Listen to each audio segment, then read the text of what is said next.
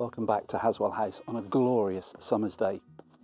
In this episode of Halswell House Uncovered, we will look at two amazing paintings that show you what this landscape looked like 320 years ago. But before then, let's have a look what's happened here at Halswell House this month. The hedges that will make up the knots in the knot garden won't be planted until later in the year, but the new trellis is up and the paths have been finished. And as you can see, all of the scaffolding has now gone.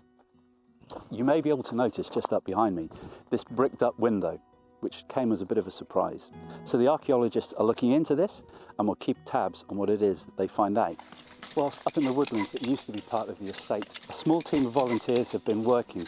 More on that as it uncovers. I think that knot garden's looking really good. It will look even more amazing when the hedges are actually in later in the year. Anyway, it's time to go in and find out more about these paintings. So welcome to the ballroom. The first painting we're going to look at is the one that's behind me. So this is a reproduction of a painting that was done in the early 1700s. As you can see, there were many more trees than there are here now.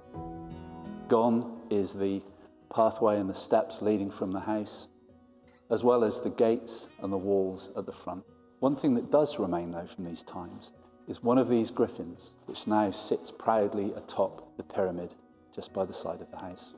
The detail of everyday life in the house is captured in this painting as well. Down here in the corner, cattle are being herded together and the milkmaid hard at work. On the other side, possibly one of the estate workers heading off to work with a bag slung over his shoulder.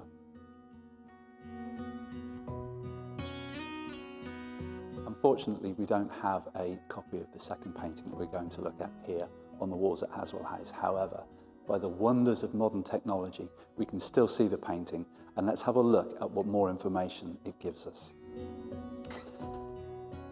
And in this second painting, we can see that there was a formal sunken garden. So this was just to the northeast of the house, and we know that the little banqueting house in the painting was demolished to build the rotunda. So we can roughly estimate where the gardens were. We can see a couple of gardeners moving a very big pot, possibly to the orangery, whilst in the background the deer lazed in the afternoon sunshine. Impressive paintings. Next month we'll be taking you to the oldest part of Halswell House, the Tudor Manor House, which is hidden behind this amazing Baroque wing. But until then, thank you for watching, and we'll see you next time on Halswell House Uncovered.